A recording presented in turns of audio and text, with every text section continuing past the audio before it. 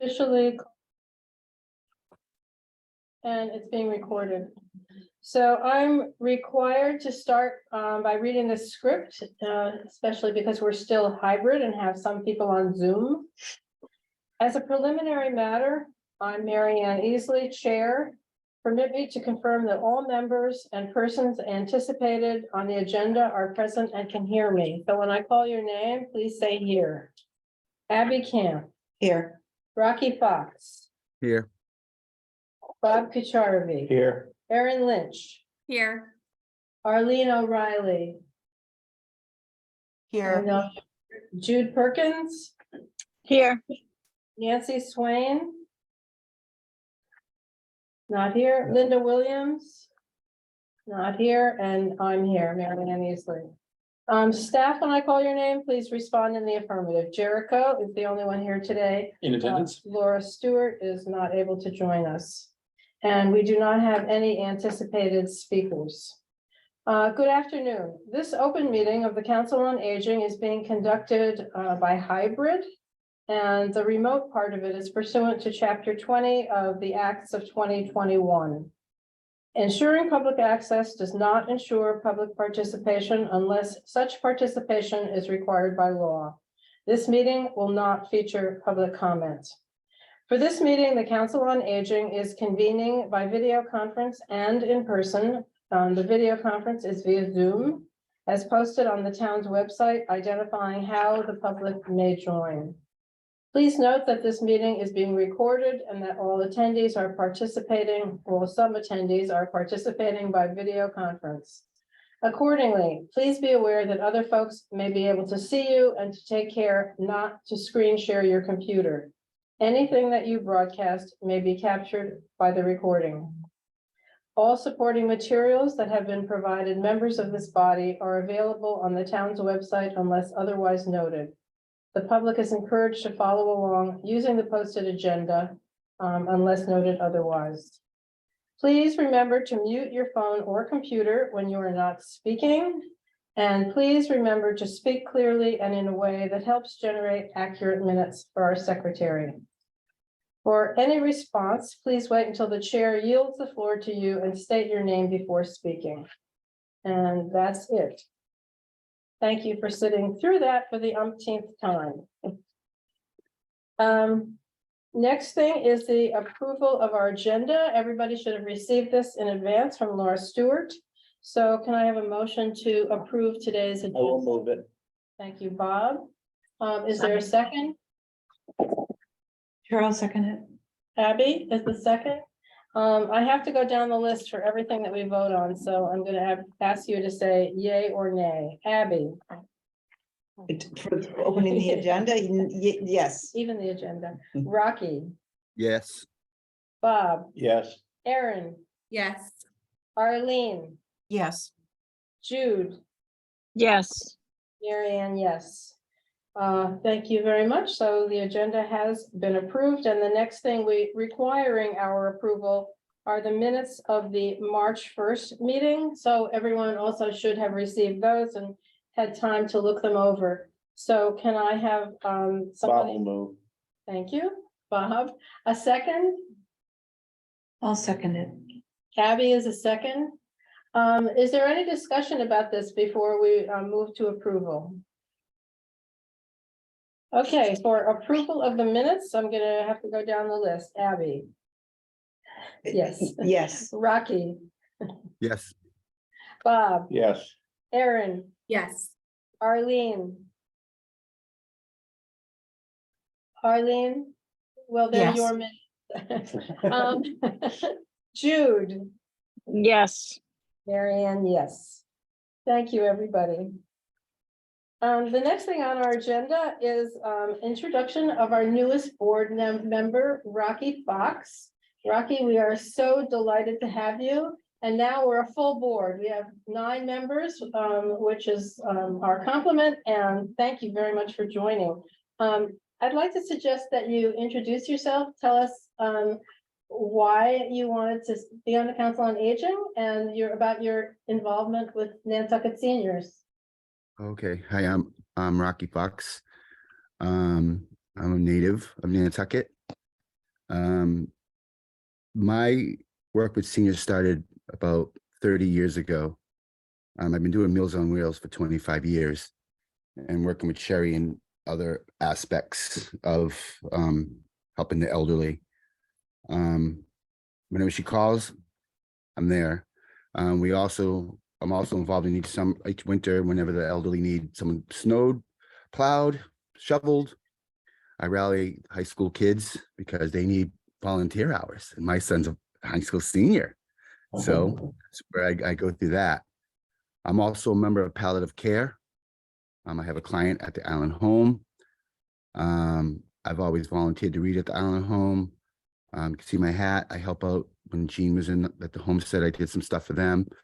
When COVID hit, I was able to secure toilet paper and paper towels for the elderly on Nantucket. And I feel as though I'm now currently sitting on the school committee, which ends in May. And I've never been able to say no to anybody. And so before someone asked me to join something else, I wanted to do something I wanted to do for me. So I got to keep busy. So one of the first things I thought of, and I talked to Sherry, was Council on Aging. Because I really didn't know this board existed, to be honest. But I wanted to get back. So that's why I apply. Was just appointed to the handicap board as well. But I got to choose those things. Have a lot of time on my hands available to help. Now that the school committee is going to be over and we're hopefully done with negotiations here shortly. I've been a coach at the Boys and Girls Club for over 20 years. I volunteered at the elementary school for over 20 years. I've been on the student council at NES, NIS, CPS, NHS, and at my daughter's college at UMass Amherst as well. I like to speak for the elderly because it's not their choice that they don't have a voice, and I got a big mouth, so here I am. Thank you, Rocky. It's so nice to have you on board. Appreciate that. Thank you for having me. And I know we have some other fairly new members and some longer term members. And I'd just like to suggest we go around and everybody introduce yourself and give us an idea of what you've been involved in and how long you've been on the Council on Aging, just so we all have a sense of each other, especially because we're doing this remotely all the time and we're kind of losing contact, I guess. And I'd like to welcome, Linda Williams has joined us officially, so for the purpose of the minutes. So Abby, if I go alphabetically, you're the first A, person B, with a B, camp. Y. Everybody gets, all the new people get sworn in. Yeah, Everybody has been sworn in. Let's see, I may not This is have all- been sworn in. Yeah, you can't vote if you need to go down to the town clerk and get sworn in. Oh, okay. You know about that. Yes, I process. know, but Rocky, have you gotten sworn in? Yes, he has, I know for sure. Yeah, he Yes, told okay. me. Yes, I have. And then Aaron, you as well? Okay. Who else is up there? Aaron. Everybody else has been June. here a while. So Abby, do you want to So- start and introduce yourself? yeah, I thought about, I didn't know about this organization either. Being 73, I sort of am, going through, I know the needs of people my age and older and younger and whatever phase you're going through. And I just like to join in and help if I can. Rocky was talking about Meals on Wheels, anything, helping out at the Salt Marsh Center. That's all my realm these days. So I feel sort of comfortable in being a part of, and learning what this all is about. Good, thank you. Great to have you here. Thank Very you. nice. Alphabetically, the next one is you, Bob. Okay, Charvy. yes, well, I sort of got involved with the council as an extension of the work I'm doing with the NHA. I coordinate a program called On the Road, which is every month from September through May. we go on the road with artifacts and programs to the 4 senior residences as well as the Salt Marsh and bring programs of NHA to the seniors. And we've been doing it, I think we're going into our 2nd year now. And it's been very rewarding. And when I saw the opening on council, Mary Ann convinced me to apply for a position on it. And I spent a lot of time with the seniors because I'm rotating through all the residences except Academy Hill. And then, of course, Salt Marsh. We also had you for a consultant. We talked to you Right? years ago. Yep. As a consultant when we were trying to figure out, I think, goals and objectives. Mhm. Yeah. That's right. Linda, can you speak up for the microphone? This machine Thank that you. has eyes. Almost It's got the called clock. the owl. You almost got the. We're used to it. Yeah. 12 hours since the last time we've been in front of it, I Yeah, and think. we're not done yet either. But long I've time. been on council on human service, council on aging for a while. I was on Commission on Disability for 25 years, council on aging. A bunch of stuff to do with seniors and public service and human services. I was on that for years. And I'm at that age where I want to see things improve because most of us baby boomers are now in this age group. And so we outnumber everybody else at the moment. And there's not enough services on Nantucket because you can't just go to the next town or rely on another organization. We're landlocked, waterlocked basically, so. That's my interest, but I've been on 25 different town boards, so this is nothing. Not to mention all the private ones. This is just, yeah. So my focus is really on human services, whether it's the elderly or whether it's kids or whatever. Thank you. Arlene? Yes, ma'am. Hi, I joined the Council on Aging because I'm a little with Linda on this. I am reaching a point in my life where I had noticed through a dear friend who actually lives on the Cape, not on Nantucket, and she was suffering from the beginning of Alzheimer's, and it was during the pandemic, and we were doing our best to get her the help that she needed. And I saw the complexities of what can happen when a senior person lives by herself or himself and they don't have loved ones around them to catch them when they're stumbling or falling. So we did straighten her out, but like Linda, I also served on many boards on Nantucket over the years. I run a small agency for over 30 years and a partner in a new business that does technology work.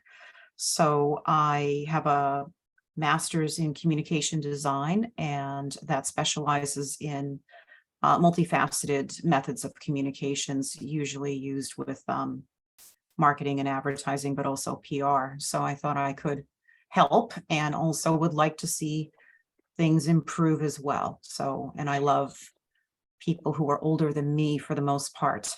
They're dear to my heart. So that's me. Arlene? Erin, could you introduce yourself? Of course. Welcome, Rocky. I am also a new member. This is my second meeting, and I'm very happy to be here and advocate for the elder community. A little background on myself.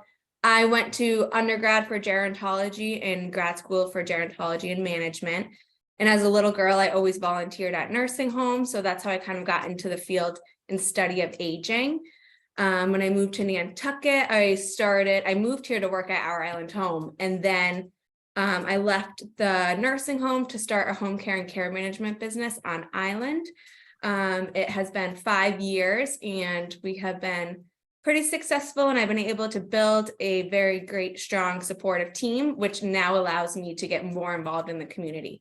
So my hope is to give back my time, volunteer, get back to maybe helping. I used to do Meals on Wheels, but then work kind of took over, but I'm excited to be in a spot now where I have a supportive team so I can give back. Thanks, Erin. It's great to have you on the council. Jude, could you introduce yourself? Yeah, Jude Perkins, and I've been on the council for a few years. I'm not exactly sure how many. I don't have a resume like everyone else. I'm very impressed with this board. I volunteered just because I'm aging and I see what a vibrant community we could be, and wanted to participate and help wherever I could. That's pretty much it. I haven't been on any other boards or really done anything else, but I look up to you all and I hope to learn more from all of you. Thank you. Thanks, Jude. It's been great to be on this council with you, the time that we've been here together. Yeah, thank you. And just so you know me, I've been on the council. I'm just about ending my second 3-year term with the intention of upping again if I'm accepted. I've thoroughly enjoyed getting much more involved in the elder community here. And I found that the more things that I get involved in, the more crazy I get. And I take it all out on Jericho because that's part of his job, I think. But I also see a lot of good that comes from all of us having a voice and getting involved. So that's my sales pitch for the Council on Aging. I think I'm so glad the town has this council. And I hope to stay on it for, well, as long as I can. Although I just served lunch today at the at the congregate lunch at Saltmarsh, and I'm so exhausted. I don't know how much longer I can do that, to tell you the truth. I used to do the men's breakfast every month. That was always nice. I always enjoyed that. Yeah, But they've been taken over Yeah. by NCEA. it's just that we had so 16 we're not people involved in today. that. I was the only waitress, so that's my limit. Thank you, everybody. It's just great to have everybody here and to have a full board now. So thank you, all of you. The next item on our agenda is to talk about the Senior Man and Senior Woman of the Year, which is one of the two big endeavors of the Council on Aging every year. We select the Senior Man and Senior Woman of the Year and recognize them for all of their contributions to the island. And then our second big event of the year is always the Elder Expo, which in recent years has been combined with the hospital health fair. So it's Elder Expo / health fair. But back to the Senior of the Year. Our next meeting, the May meeting, is always devoted to our making decisions. So we've all received a whole stack of nominations. And we're going to get to comments in just a minute. You'll notice that a lot of the nominations are very limited in terms of Sparse. information, very sparse, yes. And others have adequate amounts of information. I just want you to know, we get what we get in terms of information, and that makes it, makes our job a little bit harder. So I'd like to suggest that by the next meeting, everybody has gone through all of the nominations. You will be getting more of them. Laura Stewart will be sending out another batch, at least one batch before the deadline, which is the last day of this month. And when you come to next month's meeting, be prepared with your first choice, second choice, and third choice in both categories, both the Woman of the Year and the Man of the Year. So I'd just like to throw this open to comments, questions, because this is a new involvement for some of you, and others of you may have comments based on your past experience. So I have a bunch of comments. So Okay. just to be clear, are we intending this to be discussion of the candidates or discussion of the process? no, this is not a discussion of the candidates at all. It's a discussion of this, of the process of selection. So, yeah, Okay. do not discuss the candidates. And I should mention also, the reason that every candidate has a number is that when we discuss them, we will not use names, because this is a public meeting. Yeah. So we will always be discussing the nominees by the number that has been assigned to him or her. Okay, Linda, you have some comments to make. I had the same comments last year, but I held them because the two people that we did pick, I was absolutely in favor of. One of which was renominated this year. Can she be form- heard? Can you guys hear? You guys are good? Okay. Yes. Okay. The Yes. form has to be redone. Nobody's filling in the little circles. Nobody's getting what the criteria and the goals and objectives are of a senior and the entire, I don't care if somebody goes to church every Sunday and they're cheerful. I don't care. It has nothing to do with what we're doing, because everybody in my family got over 90 years old. One grandparent was 98 and the other one was 99. My parents were in their 90s when they died last year. That's not the criteria. The criteria is, like Jack Gardner, which I campaigned for before he passed away. What do you do for the community? What do you do to further elder services? What do you do for human services? What do you do outside of going to church every Sunday? I have way too many of those. I have way too many of, well, they're cheerful. I have way too many of, well, they actually paid to do what they're doing. We can't, we've already been over that, guys. We don't give it to anybody who's paid to work with the elderly or does something along those lines, because that comes up every single year. I haven't seen that one yet, but I saw another one which is paid to do his job as what he does. And he's not the only one who deals with the elder population. Dr. Pearl does too. So we've got to really, if we're gonna do this again next year, we have got to redo that application. Be very clear about what the criteria is, so we don't have to wade through 30 or 40. She goes to church every Sunday and she's cheerful. I can't do it. I can't justify that. I can't justify the fact that people are not filling out the forms completely. There's one in there that doesn't even have a last name, though Laura and I figured out who it was. We gotta take this seriously, guys, and we gotta do an application that's really relevant and not fluff, and be very clear about the criteria and what we're looking for. What do they do in the community? What do they do to further elder services? How are they contributing? Other than going to church every Sunday and being cheerful. I couldn't tell you how many times that came. I was pulling my hair out, immediately called Laura and I said, what am I looking at here? Where are the people? The one that I would have voted for, we gave it to them last year. They can't get it 2 years in a row. So it's just like, I'm just freaking out because I went through the same thing last year, but thank God we ended up with 2 that were fully fleshed out and were deserving last year. I don't see that right now because I don't see the information we need, and I don't see the people that are contributing to the community and to elder care. That's my biggest problem, but we really have to sit down after this one, after May, and go over that application page and redraft it. And get to what we really are after with this, because this is a big deal for people. And right now, I don't have any big deals.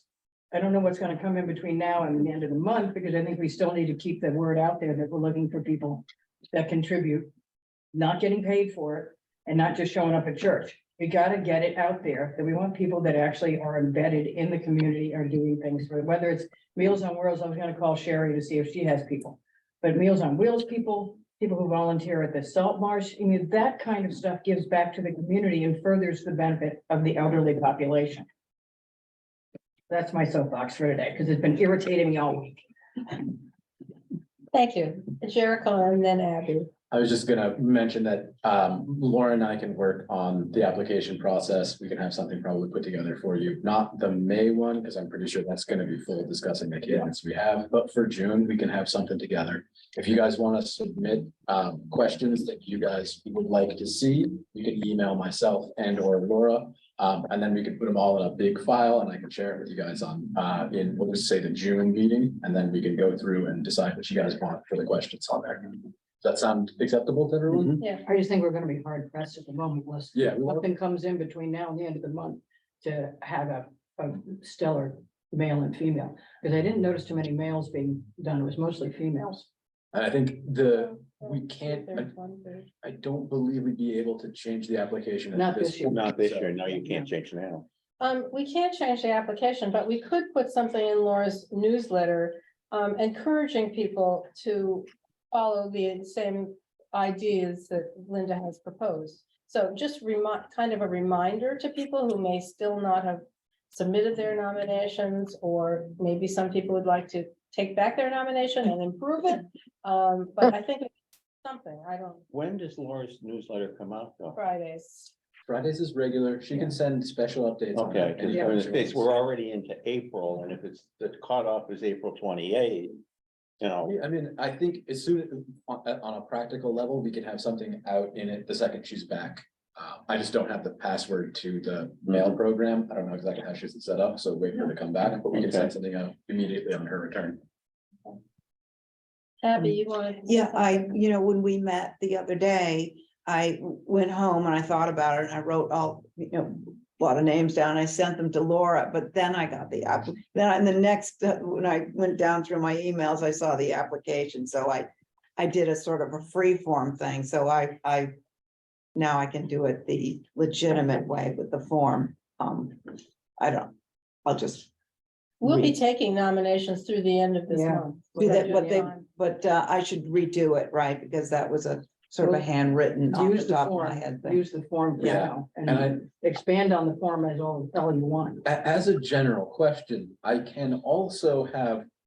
In other boards, I would be looking at having an online form. Sorry, when I look over this way, it means I'm just trying to get everybody, because you're all on a big screen over here, and I feel weird staring at the camera And we like brought this. that up yesterday at the CRC meeting, It's didn't just we? a- Because he's staring off into space when we're all on Zoom. Yeah, so I'm Oh, so you always look looking at- like here, You so. supposed to put that out. this looked like an owl Yeah. staring at me. It does, and it makes me slightly uncomfortable Well, to that's what like, they call it. We call it the owl. Do they? but, we could be doing online forms for this, to be 100% clear, like. I don't know if that's, I can do that for this, if that would, you guys think that's a. I think that'll be helpful. Do we think, like, would? I was actually going to suggest that, Jericho, because it would be more with today's standards. I think most people are used to filling out online forms, and you might get a stronger response too from people because it's quick and easy on their part. Yeah, and they just hit send and it goes. Yeah, and it's I'm not- I'm happy to do that. I have, in other senior facing things that I do, I've floated that idea and people have been like, no, nobody would, in this age category would use. You'd be A Google Form. surprised. Oh, yeah, I mean, that's why I figured I'd just bring it And the up. people that are nominating people are not necessarily in the elderly Right. population. Exactly. Yeah. Works with like Sherry, or either one of us work with people in that venue.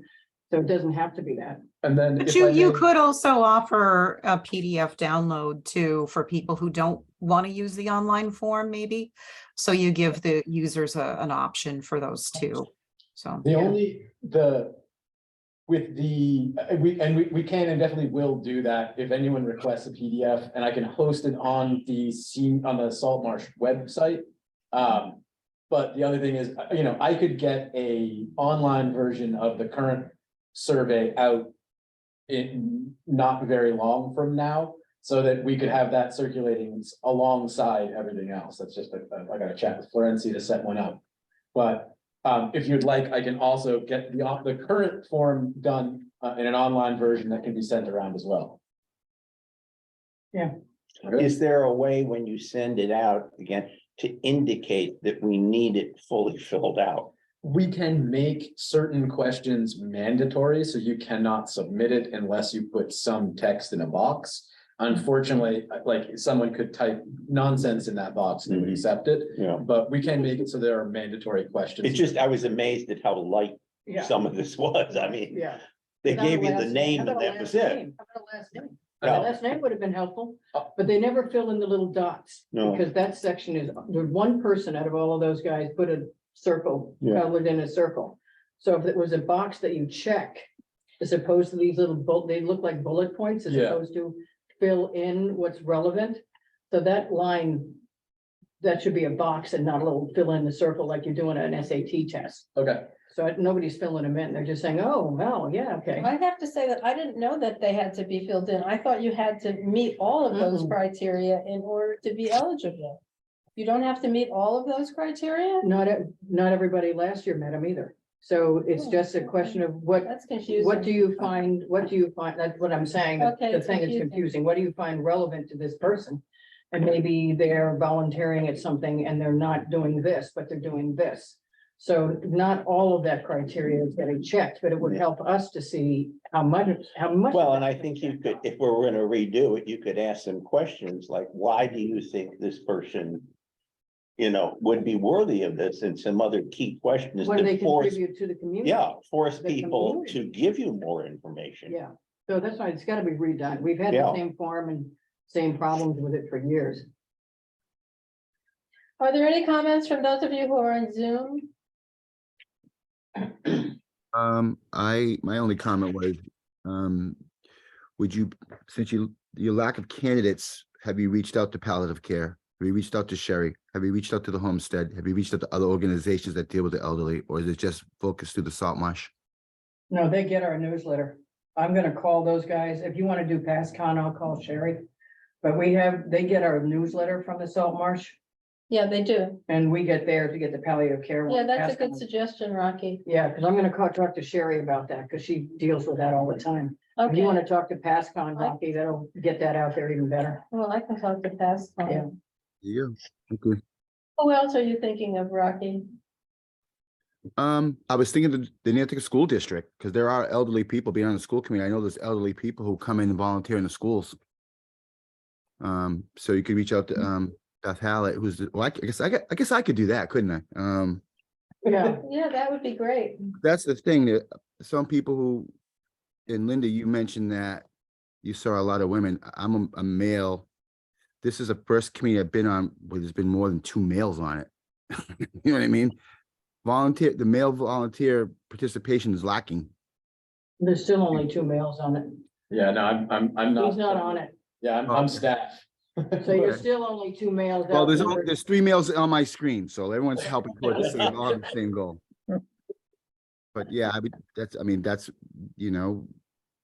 the Boys and Girls Club, do they have any people who volunteer there? You know what I mean?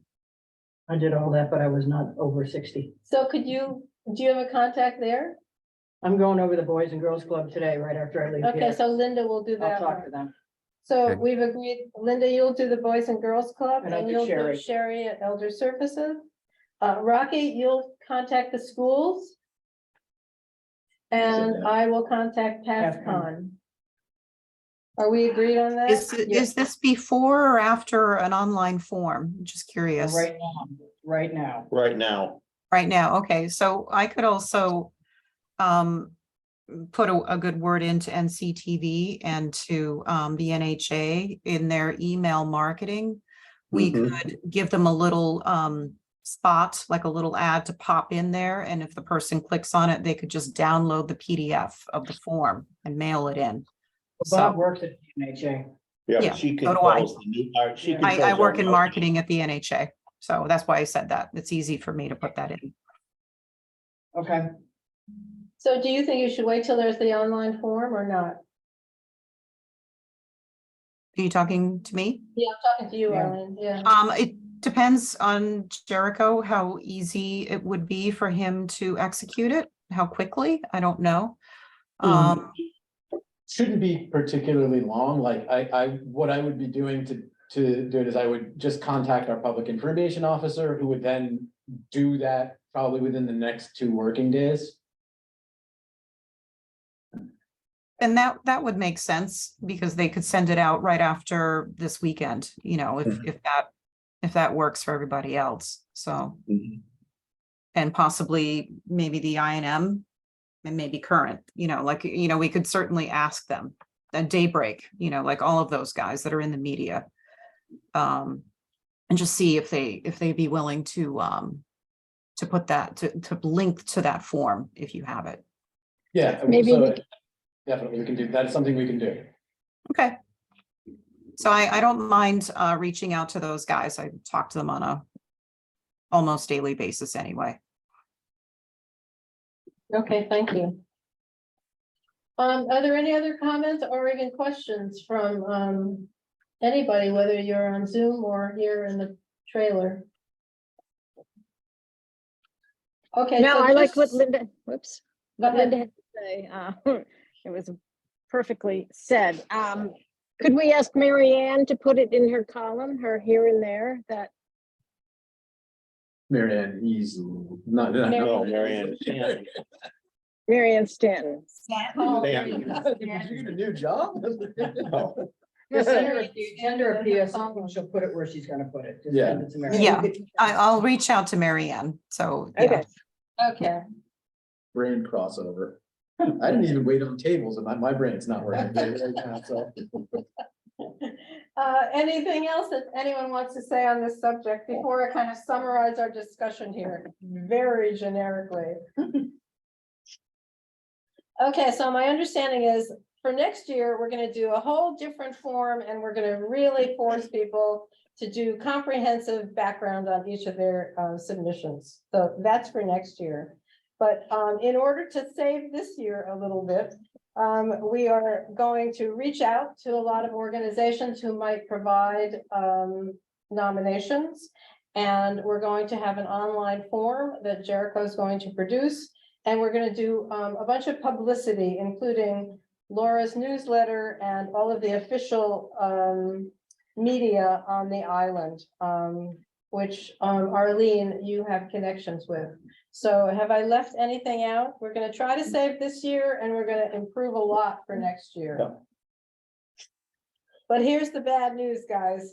We're going to have what we have to work with this year. So be prepared at the next meeting to not be fully satisfied with the information we have to work with, but it is what it is. We just want to make it worth something. It means something. Yes, we definitely want it to mean something. Just to report from the chat, Rocky did mention he has a doctor's appointment around 2:45. Pardon? Rocky mentioned in the chat that he'll have to leave Oh, He okay. has a doctor's around appointment. 2:30. Okay. I was trying to figure out who that was. Yeah. Suddenly popped Sorry. up. I'm on so many Zoom meetings that it's like, I'm like Zoom like this, but so I use it in the chat just to not to, butt in. And the chat's the perfect way to do that. I just wanted to make sure Marianne didn't miss it. All right, Well, what's thank next? you. And everybody should know that June 22 is the luncheon to honor those people that we select. And it will be at the Fairgrounds Restaurant at noon. I hope everybody on the council will be there. It's your opportunity to schmooze with seniors in general. So Well, Rocky can be the host, Oh, the MC. the MC. Rocky, you're the MC. Like it or not. Might not have known Is that. that one of those, the last guy on the committee gets the job? Yeah, yeah, very much. That would be you. Everyone just fakes taking a step forward on that one. Everyone's like, oh, there you go. Are you gonna wait for me to leave the meeting to vote? It was unanimous approbation. Yeah. Okay, I'm going to move on to the next item on our agenda, which is for Bob to give us some of his observations since he moves around a lot with the NHA. And he sees a lot of seniors right up close, and he's had some really interesting observations in the past. So, Bob, look forward to this. Well, we're winding up. April, May is the last series of presentations until fall. But this last month, for March, for Women's History Month, we combined forces with MMA, and Jocelyn Finger and I.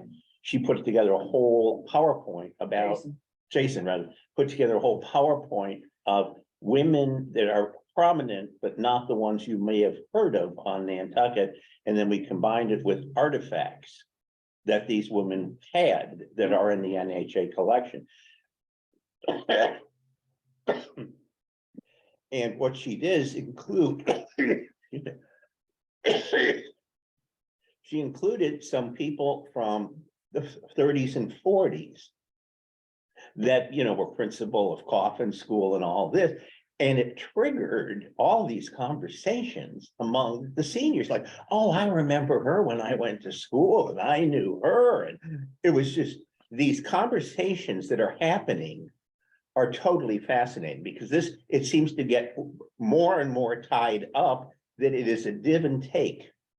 We just don't come in and present. The seniors are starting to contribute largely to the whole thing. Okay. We're going to see in April, May, because it's going to be all about the resort economy leading into our special exhibit. And we're asking the seniors to bring souvenirs that they might have of Nantucket. From back then. From, or anytime. And we think we're hoping it could generate some very interesting conversations and get them involved. We have a ton of stuff in my family. Have you spoken with the community school at all about their memory cafe project that they're gonna launch? No. I'll have to connect you guys with them. The community school is gonna do a memory cafe. Among the many different things they do is there'll be historical music that'll be used to provoke Mhm. conversations. And as soon as you said like the participation from the people who are listening to it, I should definitely connect you as part of. And the program. other interesting thing is the audiences are growing. When we were at the Island Home, we were up to 16 people. Wow. And then at Homestead, we had 9. So they're coming more and more out of the room, so to speak. And they're looking forward to the programs. Well, as you know, elder memory, when you're dementia or when you have Alzheimer's, your memory goes from here backwards. Yeah, right. So they remember, I know my family, they went backwards. I was remembered because I was the oldest grandchild, but my sister, who's 13 years younger than me, was not remembered. Which is very shattering for those as your memory moves backwards, but they'll remember stuff in the 60s, then the 50s, then the 40s. And then for Because the, that's the comfort zone for that. yeah. But the stories have been told. I wish there was a way that we could capture all those stories, but it's almost impossible. We could try taping, but it's so spontaneous. You just don't know who's gonna say what. We I just I put a was little gonna tape ask that, deck is on. Nancy Newhouse, does she ever attend any of these? Because she's been behind all of these interviews, and if she heard, Yeah. she could follow up with Mhm. each of these people and do an official interview.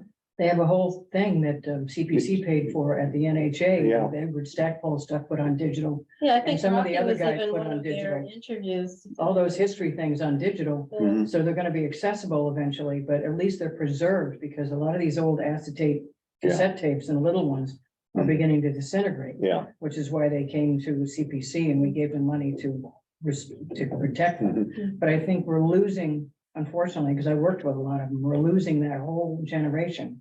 Mhm. And all of their memories of Nantucket from the 30s, 40s and 50s. Yeah. We're losing that whole Well, era, not really, because you're actually initiating this but I want Right. to tape, capture. I want to capture the time. With that, we're talking about how do we capture it? Yeah, good.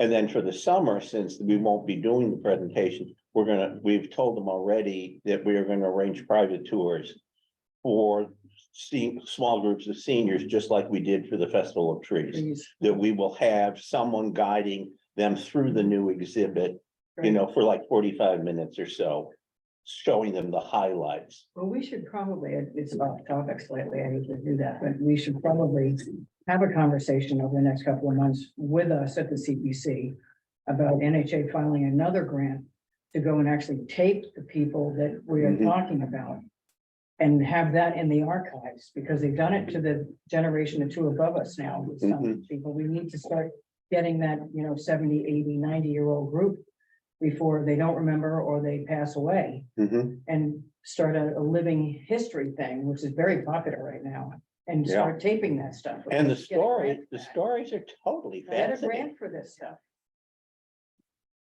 We have a grant writer now. Yeah, we should have that conversation because CPC's deadline Yeah. is the first Friday. of I'll September. mention it to Laura Barnes, who's our new grant writer. Under living history. Yeah, okay. Anybody have any comments or questions for Bob? I just, off of that, I was just wondering, are you talking about that you have lectures at the Salt We Marsh? We go to Salt Marsh and then we go to Homestead, Landmark, our Island Home in Sherburne. Academy Hill has been very loosey. They're not joiners up there. They're not joining us at all. They So like we to kind of try gave to- up after one Yeah. try. But it starts as a presentation on a subject that we try to, like Women's History Month, we tied into prominent women. And then what we have to do is back it up with our curators as far as what do we have in the archives as far as objects that we can bring and show to the seniors. That's what sort of spurred a thought of a topic that might be interesting would be art in the 60s. When they used to have these Friday night openings. And there are a lot of artists, I'm sure you remember some of the artists like Bobby Bouchon and all these people that were around in the Sybil 60s. Wilson, there's a whole bunch of them. So, yeah, Sybil, my mother was a printmaker during that time, so I got to meet a lot of them. I remember Elizabeth Saltonstall, Yeah, but she was it's, something. yeah, so it's just, it might be a lecture or something, Mhm. or. We try to make it as interactive as possible so that we don't lose the audiences. Right. Because if it's all talk at them, Pictorial, it's, Mhm. A lot of people have,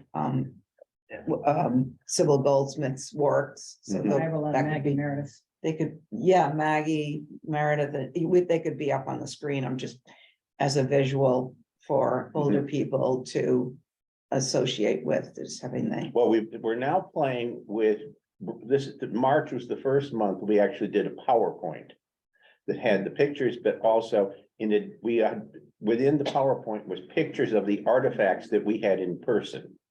So people could see it up large and then we could walk around and show them. Unfortunately, they can't touch the stuff because it's only white glove. You know, our curators would go, crazy. But you do have that Peter McCausland gallery that has a lot of art. Mhm.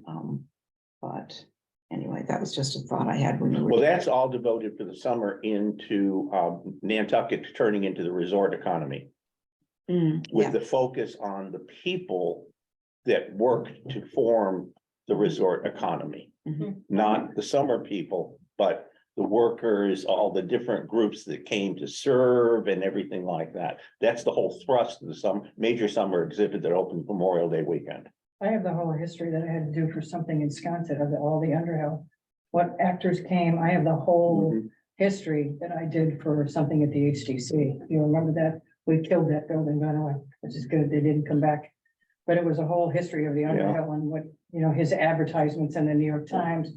I mean, the whole thing about bringing this whole community here with the theater, Yeah, all this other stuff. I mean, it's just fascinating stuff about how we Mhm. reinvented ourselves. Otherwise, we have nobody living here now that's right. after the whaling died out. Oh, we got a beach. Let's do something. Let's get people here.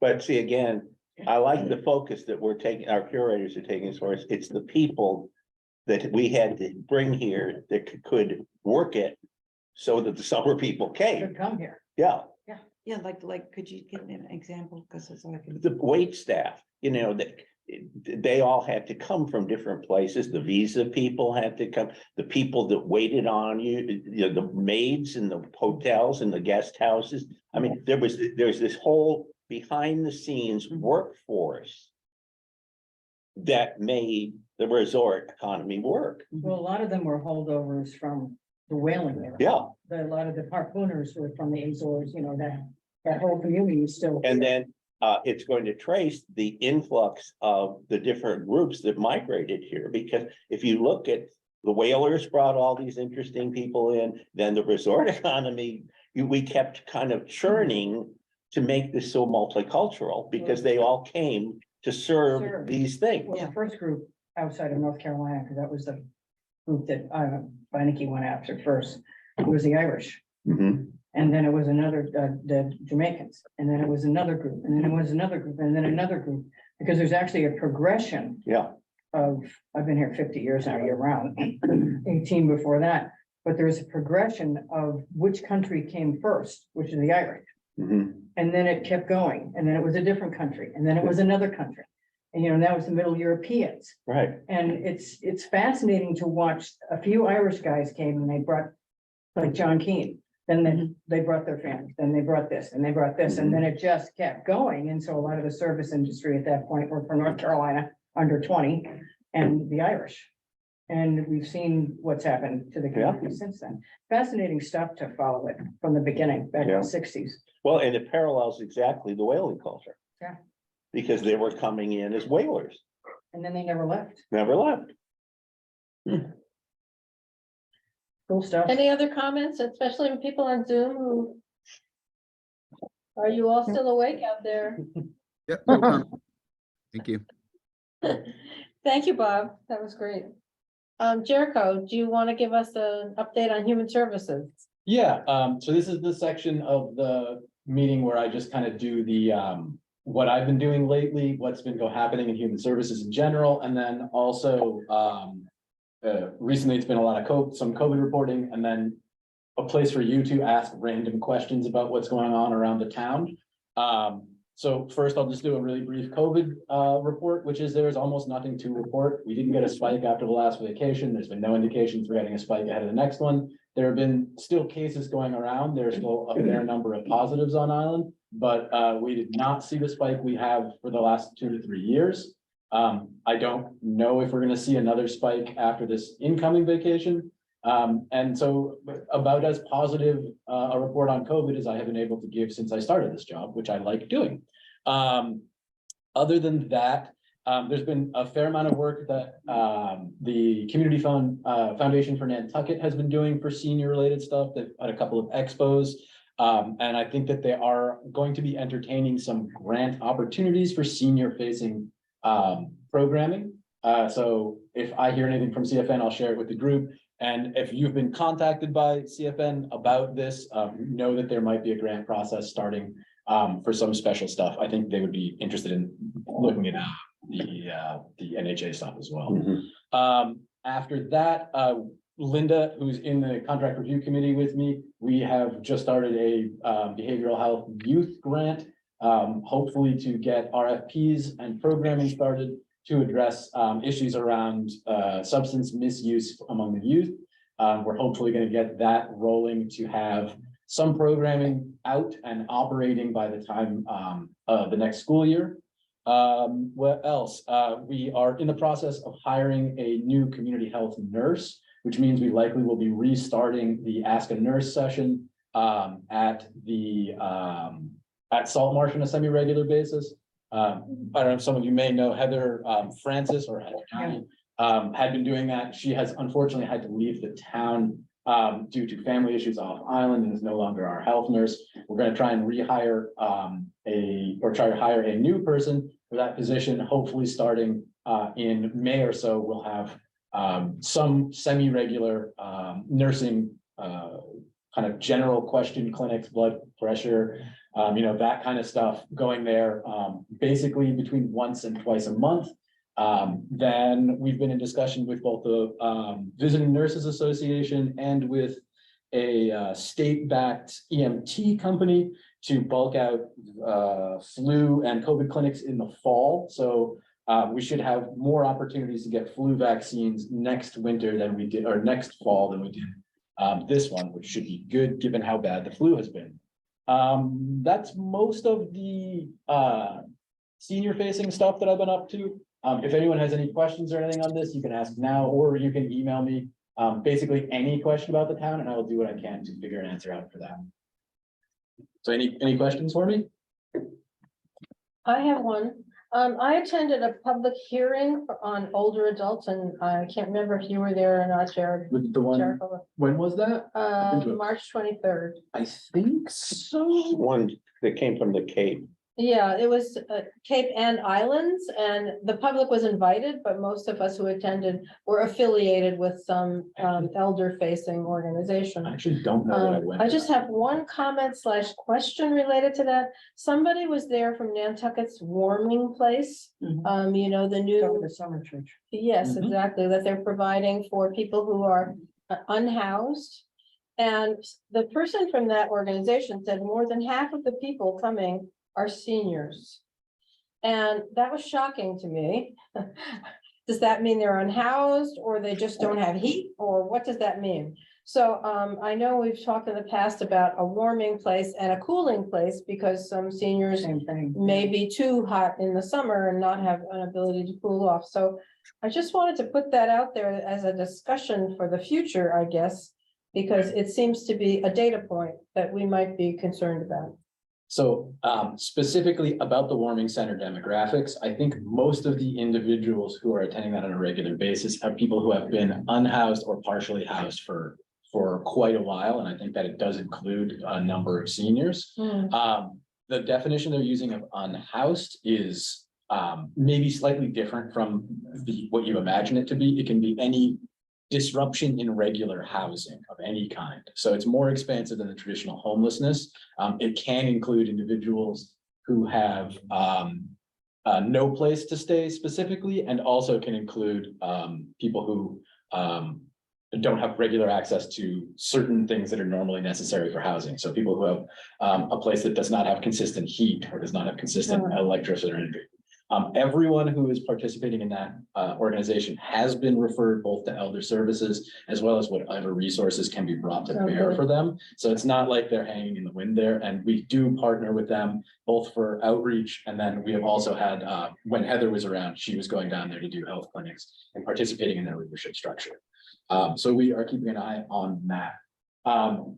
Sorry, Rocky, you have a question? I just want to make sure everyone knew. No, about I have to leave, but I didn't just want to like leave without saying, I want to thank you all for, let me join this. I'm very passionate about the elderly and I hear the passion in everyone's voices. And I look forward to getting the word out there and getting some more people involved. Men, we want more men. That was an awkward question. I can't help you with that one, but I'll do my best. I've been trying to get men to volunteer and everywhere I go, I try to bring males with me, but they say yes, but they never show up. But that's why the women always are there when you need them. Thank you. Yeah, thank you. Have a good day. You too.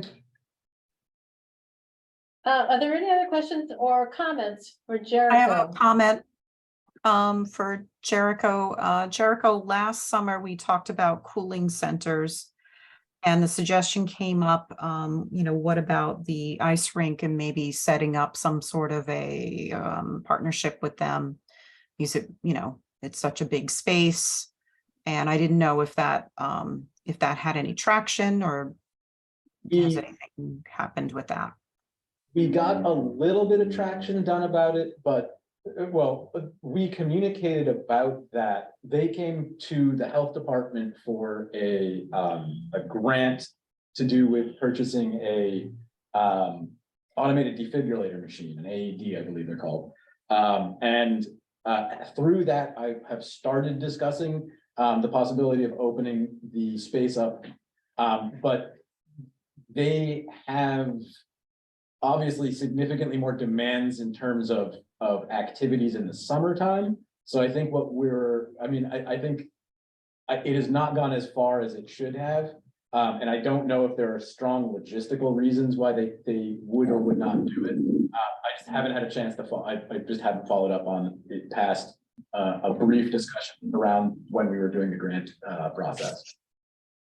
I can put that on the docket coming up though.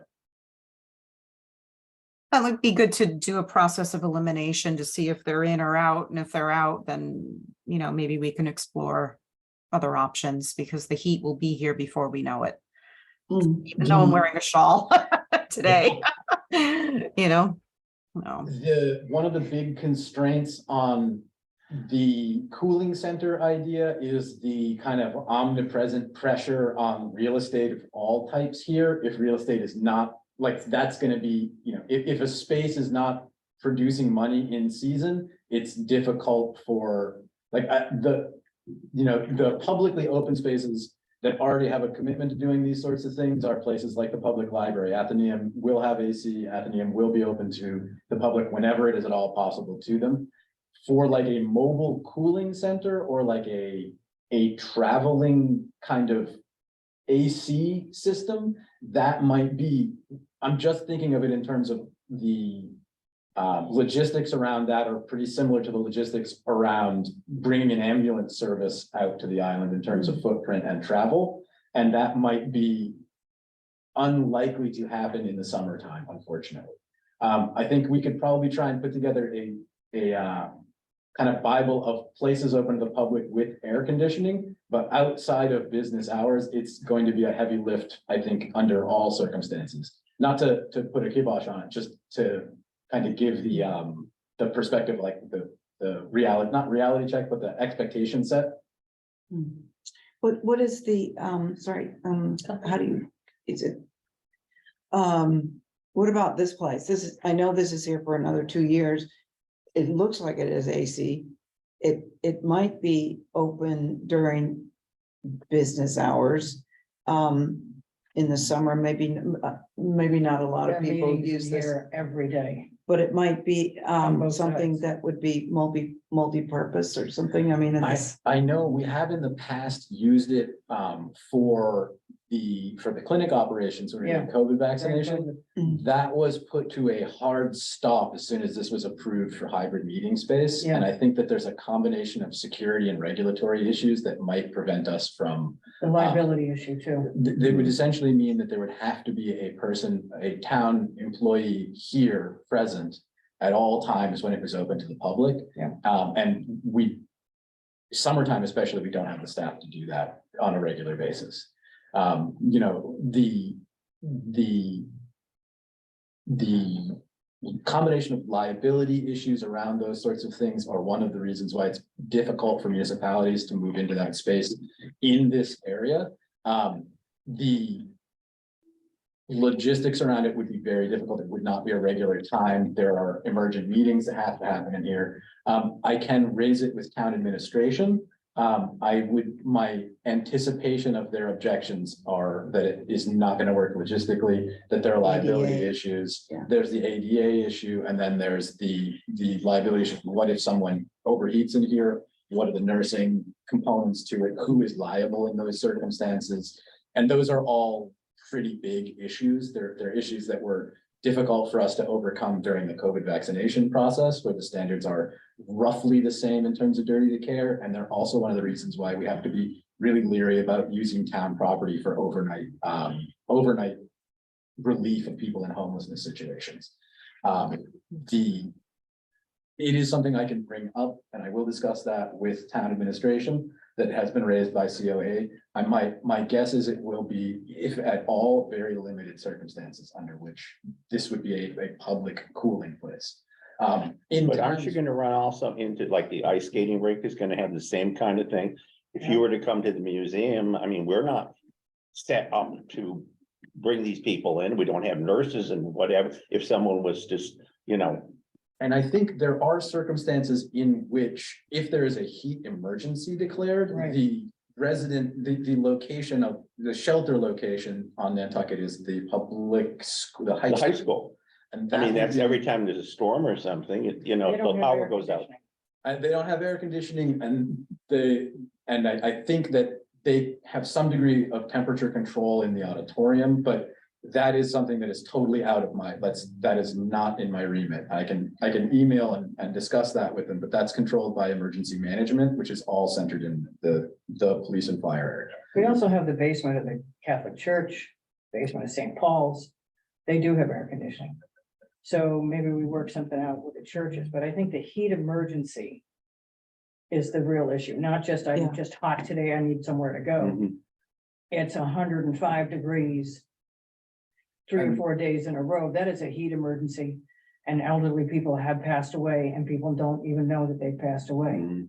especially if it's so busy in the summer. So establishing some place that we can count on, that somebody, one of the docents at the churches or whatever, would go and people could go there for some relief. Well, And you they could, both are handicap accessible down there now. you could talk to the council, the interfaith council. Yeah. Because that represents all the churches Oh. and synagogues, the whole group. And I think that a kind of approach is more likely to succeed in providing it, Yeah. but at the same time, you know, if there's a declared heat emergency that would require intervention on like an actual like legal level, that's a determination made by the state in terms of what qualifies as a heat emergency and what then qualifies you to request aid. If we were on the mainland, or even if we were connected by any kind of not water, there would be literal buses that the state could roll down, deploy here, and then have cooling centers. That is a thing that you can request from the state under certain circumstances. But as far as I know, they do not offer that to the islands because A, they have difficulty securing transport. B, it's significantly more expensive to do anything here in terms of time and effort for traveling to and It'd from. be over by the time they got here. And that's the other part. The unfortunate thing is that we have a lot of elderly people in older homes that don't have splits. They don't have air conditioning. And they tend to be a little bit more tighter, built in these older homes. You don't get a lot of airflow ventilation in these homes and they can become incredibly hot. And before you know it, somebody's in trouble. So through Meals on Wheels and visiting nurses and hopefully friends of people, they keep track of that. But if they had to take them out of the home to get some relief, then where are they gonna go? The other angle is that may potentially be another way to do it is that the fire department does Generation Safe. It was Townsend for a little while. I'm not sure who's doing it. No, it was, I forget who was doing it. Kevin Ramos. Yes, is it Kevin Ramos doing that now? So they are currently, and they're still getting you kind of referrals sometimes for the handyman grant thing, or, They can, yeah, I've been in touch with them and they can refer people for the handyman grant.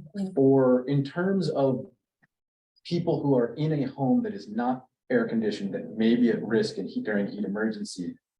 I cannot interact with people's homes. I cannot go into anyone's home if I'm not invited. I do not have the staff or manpower to do a comprehensive tour of this.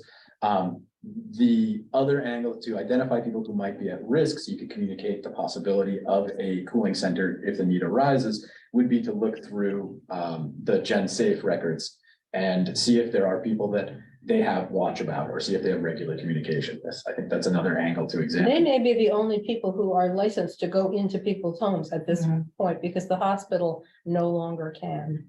And then I think there are some possibilities. We're expanding some partnerships with the Visiting Nurses Association on the island.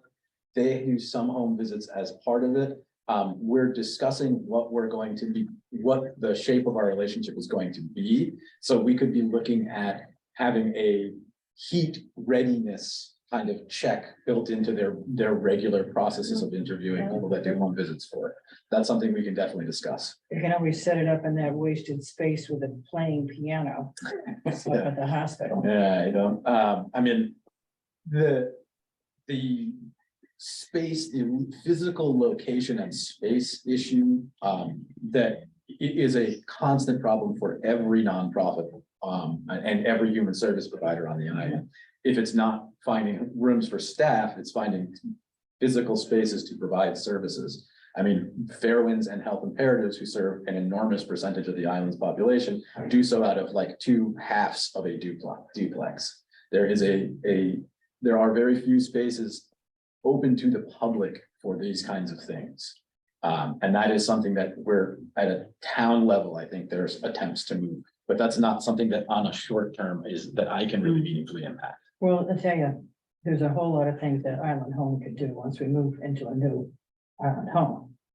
I think, They could do a warming and a cooling center down there. They got more than enough room. They have a qualified kitchen. I mean, there should just be a publicly. It should be just a accessible senior lobby. center for Yeah, everything on the yeah. planet. The same way there's a teen center, And the there should senior be a, center, Well, there isn't currently a teen center, unfortunately. The closest we have is our house, our house. which I is mean- similar to a teen center.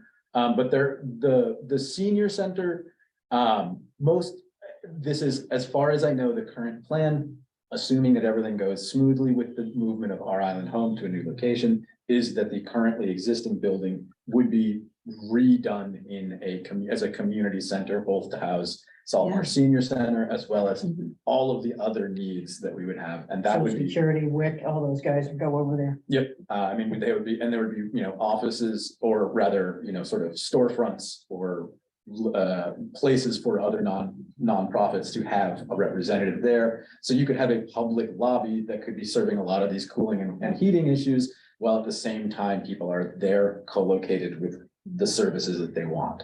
But the Our Island Home discussion and community center discussion is another one that is sort of above my pay grade. I don't know what's going on there. And I know that it is a long and complicated process that if I start to get involved in, it gets Brer Rabbit very quickly.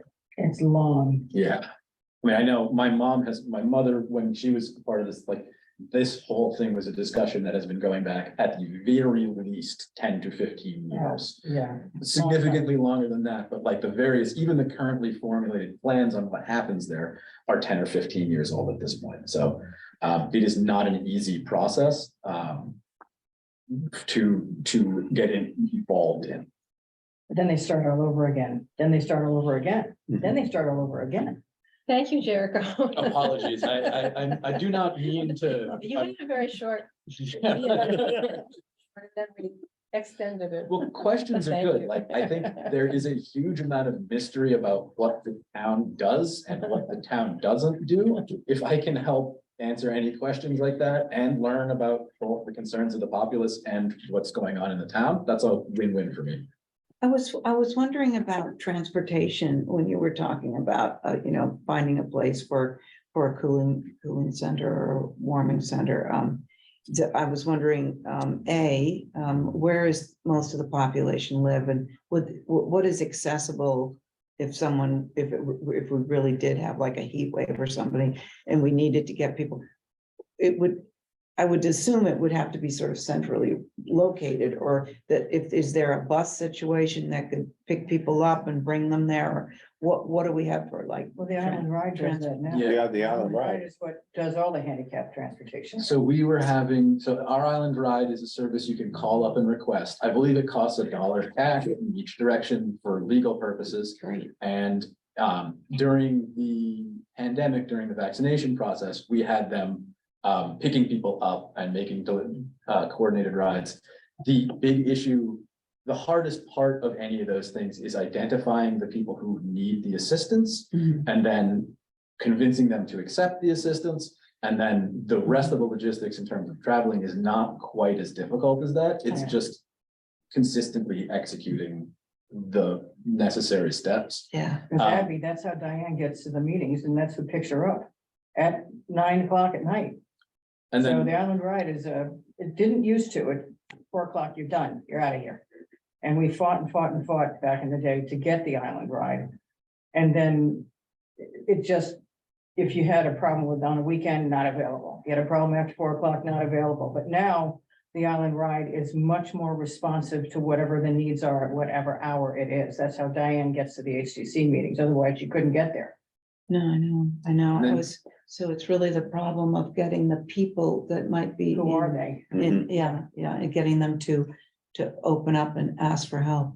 the other side of it is that not even the other side is that I've worked with Paula quite a bit around transport and logistics to serve the clinics.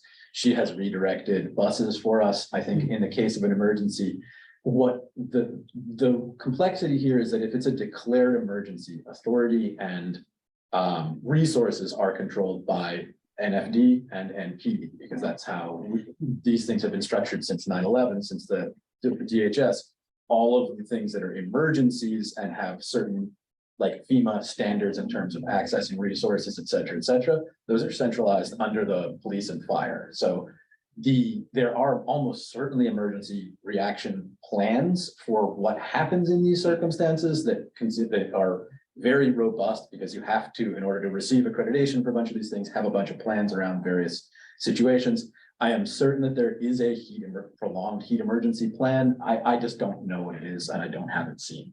They have an emergency management group here. That's a Yeah. bunch of different people from different venues that come up with all these different scenarios, and they have that all. Richard Graves still involved in that. They have it all planned out as to who does what when. So like there may be temperature hits 105, there's like a break in case of temperature hits 105 glass, and then there's the handbook, and they have a lot of this stuff worked out beforehand. But there is less overlap between human services and emergency management than there's not a ton of overlap between the two. I've got to get going. Do we have much more on there? Thank you, Jericho. No problem. Just a couple of more things before we wind up the meeting. Laura Stewart is not here today, so she cannot make her report, but everybody should have gotten her usual list of the activities at the Salt Marsh and the attendance at those. And I'll be really quick to update people on the senior home modifications. We've only done one more this month, so whether you count husbands and wives as two people or one person, we've done 18 or 19. And we continue to have the seniors who get these grab bars and railings. We continue to get fabulous feedback. They're so happy with the service and they love the handymen. So we're coming into this little wedge of time right now where the handymen are all out, flat out getting ready for the seasonal people. So they've begged off this for a couple of months. So we'll probably be really slow in the next month or two and then kind of pick it up again. But essentially, we've only used half of our money this year, so I'm hoping to use the other half of the money as we go toward the end of it, which is, it ends the end of September, so I hope to use all of it, but it's gonna start again in a couple of months. Right. And the only thing else I want to mention is I've had a couple of interactions with people who might be speakers. We don't have to have a speaker for every single meeting, but there are a number of people whose activities we need to know about. So Kelsey Gray is the new Visiting Nurses Association representative on the island. And she said she'd be happy to be a speaker at our June meeting and talk about what her plans are. Erin, who's one of us, said that there's some time in the future when she would be glad to talk to us about tucked-in elder care, and that would be great for us to be up to speed on the services that you provide. And then Brenda McDonough, who is with the Commission on Disability. the Disability Commission, has agreed that she would be a speaker along with Mickey Rowland, who's their executive director and an architect on the island. So if anybody has any other suggestions for people that we need to know from, you can send their names to Laura, or I don't know if it's even legal to send them directly to me, so send them to Laura. So I would say that it is legal for people to send, it's just. Just more than one two- suggestion, yeah, yes. More than two people can't be on the same email Okay, chain. so you Don't can get suggest, involved in send them the to rolling me, Meeting either, so Yeah. send them all to Jericho and Laura. Yeah, yeah. So anybody that you think of that we need to know from. And that's the end of our agenda for today, unless anybody else has anything they want to add. got Aaron raising her hand. I'll make a Erin? motion to adjourn. Oh, well, Aaron's got Is that one. your motion, Erin? No, I just wanted to say something quick, if that's okay. So Best of Care in Sherburne Commons hosts a lunch and learn every month. And the next lunch and learn is April 19th, Wednesday at 11:30 a.m. And the speaker is going to be Kevin Ramos from the fire department, and he's going to speak on fire safety. And it is a free lunch. It's sponsored by Best of Care this month, so anyone is welcome to attend, and you just need to call the main number at Sherburne Commons to sign up and reserve your seat. So feel free to spread the word. Thank you. That's Thank- great. There are quite a few that go to it. Good food Yeah, over free lunch. There aren't many of those anyway. there. Good food. I'll make a motion to adjourn. I'll second it. Thank you. You gotta go by. Okay, Roll I call. have to go down. Roll the list. call. Someday the governor If you extended would it like until to adjourn, 2025. If you would like to adjourn, please say yes. Aye. I. Aye. I. Okay, I give up. Whoever is left. We're officially adjourned. So I know that, I'm gonna end the recording real quick, but I know that there are, some boards that will do, if it's a voice vote, if there's no dissensions, it counts as unanimous. So if you said anyone, all in favor, aye, all against. So you nay. don't have to go through If that there's whole. I'm not on any of those boards. They're Is not. it okay with You have to Linda? go one at a time. I know that like, what it generally does is that if you do that and there's no nay, it counts as unanimous. If there's a single nay, you go back and confirm by roll. Yeah, I haven't been on any board that's done that, and I don't advise the HPC to do that. None of us either. wants to know any of this, but thank you. Yeah, we've got another 2 years of this now. All right, all, thank you very much. I will see you next time. Bye, Bye. thank you.